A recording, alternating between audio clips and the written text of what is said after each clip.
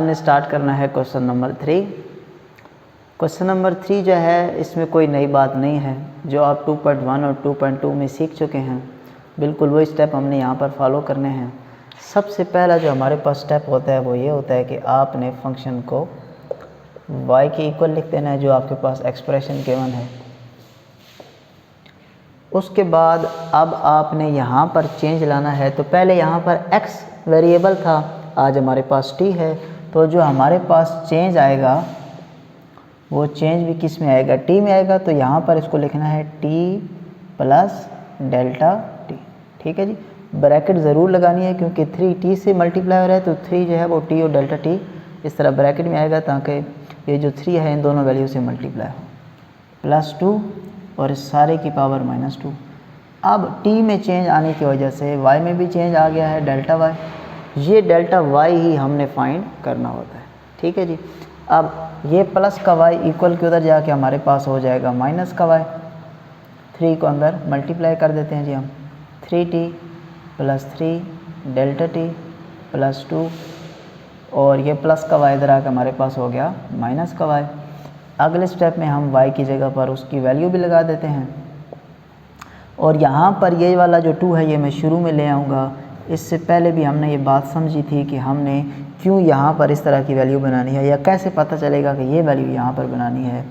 तो जो value y की हो वही हम यहीं पर बनाते हैं, और हमें पता है y की वैल्यू हमारे पास 3t + 2।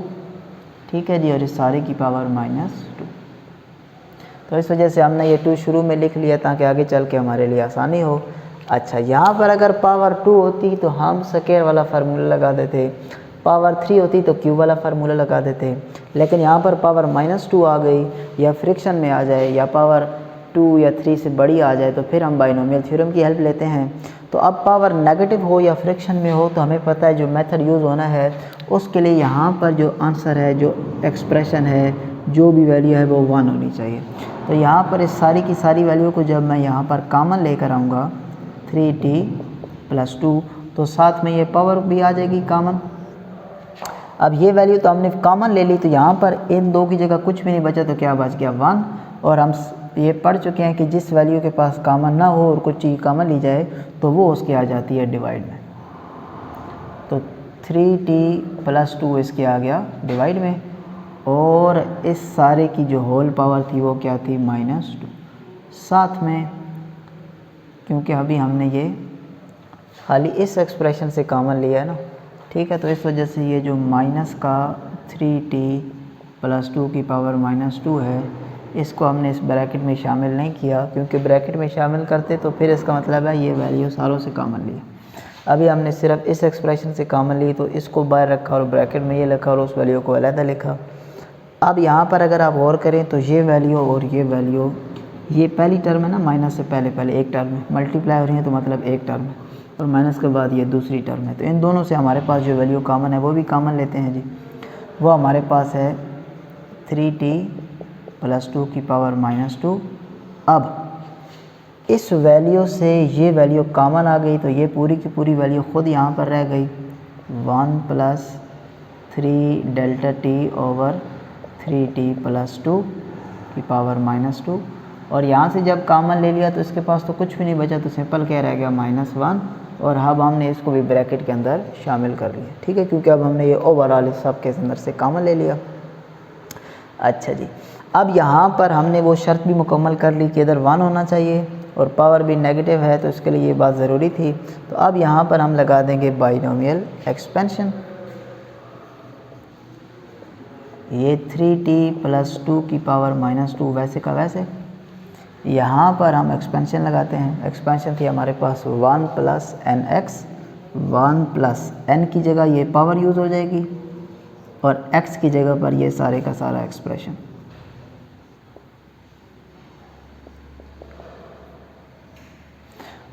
वन + nx, उसके बाद होगा हमारे पास n यानी कि -2, फिर n × n-1 डिवाइड में 2 फैक्टोरियल, और यहाँ पर हमारे पास होता है x का स्क्वायर यानी कि 3 डेल्टा t ओवर 3t + 2 का स्क्वायर, और ये वैल्यूज़ ऐसे ही चलती जाती हैं। और इस सारे एक्सप्रेशन के बाहर हमारे पास ये माइनस का 1 भी मौजूद है। ठीक है जी, ये हमारे पास जब पावर नेगेटिव हो तो हम उसकी एक्सपेंशन इस लिहाज से करते हैं, जब पावर पॉजिटिव हो तो इसकी एक्सपेंशन जो है वो हम इसका जो क्वेश्चन नंबर 2 था उसमें हमने की थी। ठीक है जी, हमने दोनों तरीके कर लिए थे, पॉजिटिव भी और नेगेटिव भी। पॉजिटिव वाले को भी आप चाहें तो नेगेटिव वाले मेथड से सॉल्व कर सकते हैं, क्योंकि हमने पढ़ा था कि अगर शुरू में यहाँ पर 1 बना लिया जाए तो फिर पॉजिटिव वाले को भी इसी एक्सपेंशन से आप सॉल्व कर सकते हैं। चलें ठीक है, यहाँ पर जब हम पहुँच जाते हैं तो फिर ये +1 और ये -1 आपस में क्या हो जाएगा, कैंसिल। ठीक है जी, ये जितना भी एक्सपेंड हो जाए एंड पर क्या आएगा, -1 और शुरू में क्या +1, तो ये कैंसिल हो जाएंगे। इसका मतलब है जो अब नेक्स्ट स्टेप है उसमें हमारे पास ये पहला 1 ख़त्म हो चुका है और ये वैल्यूज़ हमारे पास रह गई हैं। तो यहाँ से इससे पहले वाले जो क्वेश्चन होते थे उनमें हम डेल्टा x कॉमन लेते थे या जो भी इसके अलावा एक्सप्रेशन कॉमन हो वो लेते थे। आज वाले क्वेश्चन में डेल्टा x के बजाय डेल्टा t यूज़ हो रहा है, तो हम यहाँ से डेल्टा t भी कॉमन ले रहे हैं, लेकिन गौर करें तो 3 डेल्टा t, इसका मतलब है कॉमन जो है वो डेल्टा t के बजाय 3 डेल्टा t भी आ सकता है। और डिवाइड में क्या मौजूद है, 3t+2, इधर भी 3t+2। इसका मतलब है जो वैल्यू कॉमन आ रही है वो हमारे पास 3 delta t divided by 3t+2, तो हम ये सारे का सारा एक्सप्रेशन ले लेंगे कॉमन। अगर आप ये सारे का एक्सप्रेशन कॉमन ना लेना चाहें, सिर्फ डेल्टा t भी कॉमन ले लेंगे, तो आपके पास जो एंड रिज़ल्ट है वो सेम ही रहेगा। लेकिन इस तरह कॉमन लेने का फ़ायदा हमारे पास ये होता है कि आपके पास जो स्टेप्स हैं वो थोड़े से कम हो जाते हैं। चले, तो हमारे पास इस पूरे में 3 डेल्टा t और 3t+2 कॉमन है, यहाँ भी है, यहाँ भी है, इससे आगे भी होगा क्योंकि n-1 n-2 3 फैक्टोरियल और यहाँ पर इस वैल्यू का क्यूब होता है, तो यानी कि ये वैल्यू हमारे पास मौजूद होती है। तो अब जो हमारे पास एक्सप्रेशन बच गया वो है जी डेल्टा y 3t+2 की पावर -2, ये तो मौजूद था, ये वैल्यू ख़त्म हो गई। तो यहाँ पर जो ब्रैकेट में पहली वैल्यू बची वो -2 और फिर हमारे पास आ गया जी 3 delta t divided by 3t+2, उसके बाद प्लस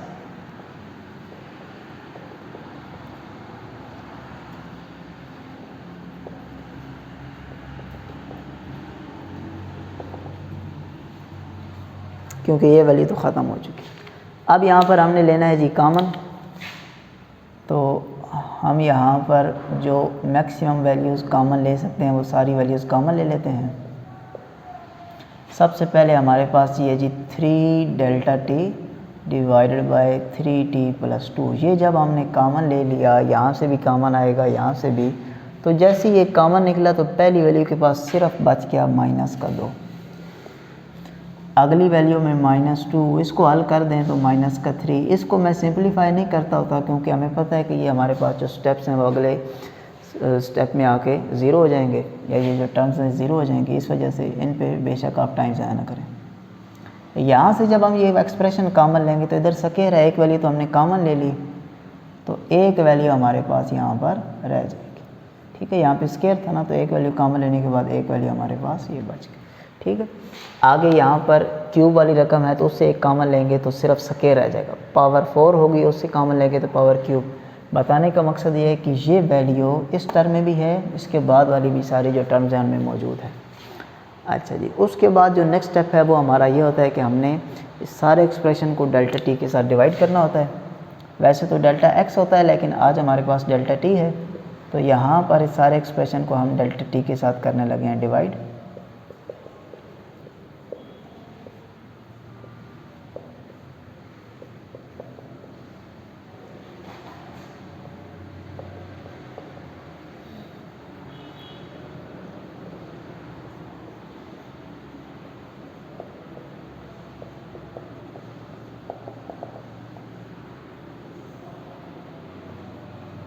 ये डेल्टा t और ये डेल्टा t आपस में हमारे पास कैंसिल हो जाएंगे, तो डिवाइड में अब हमारे पास कोई वैल्यू नहीं बची। इसके बाद अब हमने जो लास्ट स्टेप करना है वो ये करना है कि लिमिट अप्रोच करवानी है। उससे पहले लिख लेते हैं कि हमारे पास वैल्यू कौन सी बच गई हैं। डेल्टा t कैंसिल होने के बाद यहाँ पर रह गया 3t+2, ये हमारे पास बाहर वैल्यू मौजूद है। और यहाँ पर रह गया -2 प्लस इसको आपस में सॉल्व करेंगे तो 3 × 3 डेल्टा टी 3t + 2। अच्छा जी, अब हमने आखिरी स्टेप ये करना होता है कि हमने लिमिट लगानी होती है। इसी स्टेप में लिख लेते हैं limit delta t approaches to 0, limit delta t approaches to 0। जब यहाँ पर लिमिट अप्रोच होती है ना, ठीक है जी, तो उसको हम कह देते हैं कि dy/dx, लेकिन आज वाले में हमारे पास t है तो dy/dt हो जाएगा हमारे पास। और इक्वल में डेल्टा टी अप्रोचेस टू 0 कहाँ पर है जी डेल्टा टी? यहाँ पर नहीं है, यहाँ पर नहीं है, यहाँ पर नहीं है, यहाँ पर है। तो जैसे ही ये अप्रोचेस टू 0 होगा, ये एक्सप्रेशन पूरे का पूरा क्या हो जाएगा 0। आगे भी डेल्टा टी मौजूद है तो ये इसके बाद वाली सारी टर्म्स क्या हो गई 0। तो ये जो है आपके पास हिस्सा बच गया है, बस अब आपने इसको सॉल्व करना है। इस हिस्से में आपके पास क्या बचा 3t + 2 की पावर -2।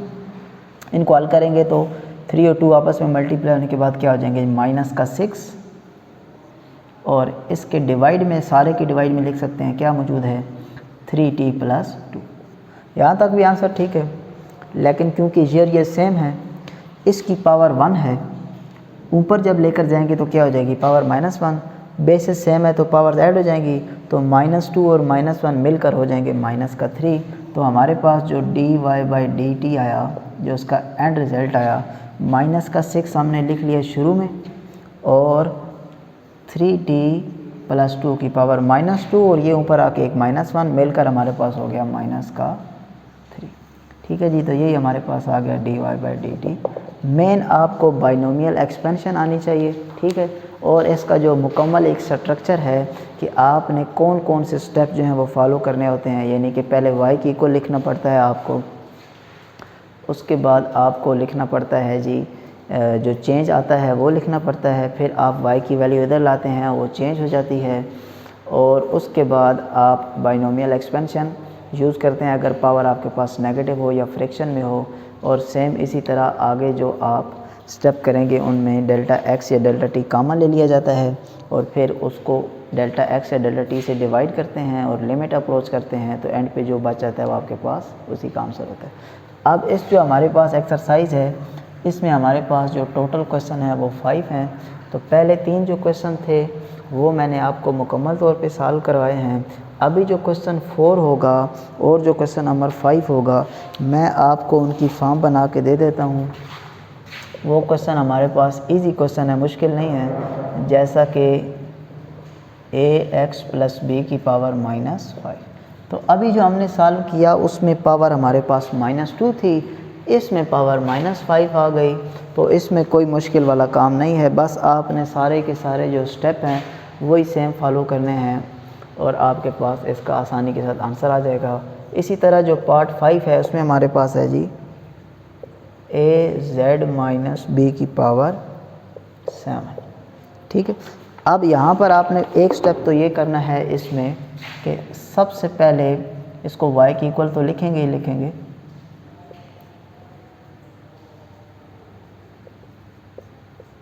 ये 7 जैसे ही ऊपर आएगा az - b की पावर क्या हो जाएगी -7। तो जैसे -2 सॉल्व किया, जैसे -5 सॉल्व करेंगे, सेम उसी तरह -7 जो है इसको भी हम सॉल्व करेंगे। ठीक है जी, तो आपने वही मेन स्टेप फॉलो करने हैं। इस वाले क्वेश्चन में हमारे पास डेल्टा टी जो था वो इन्वॉल्व हुआ था, टी था तो डेल्टा टी, इसमें x है तो डेल्टा x, और इसमें z है तो हमारे पास डेल्टा z आएगा। तो एंड रिज़ल्ट हमारे पास जो बनेगा dy/dz बनेगा। इसमें एंड रिज़ल्ट dy/dx बना, और उस वाले क्वेश्चन में जो हमारे पास एंड रिज़ल्ट था वो हमारे पास बना था dy/dt। ठीक है जी, तो अभी जो हमने आज ये वाले क्वेश्चन सॉल्व किए हैं, इसके बाद अब जो हमारे पास आएगी एक्सरसाइज 2.3, उसमें सारे का सारा जो तरीक़ाकार है वो चेंज होगा। उसके लिए पहले जो बेसिक्स हैं वो पढ़नी बहुत ज़्यादा ज़रूरी हैं। तो पहले हमारा जो एक लेक्चर होगा वो 2.3 का जो पहले बेसिक होगा वो हम समझेंगे और फिर हम उसको स्टार्ट करेंगे। ठीक है जी, अल्लाह हाफ़िज़।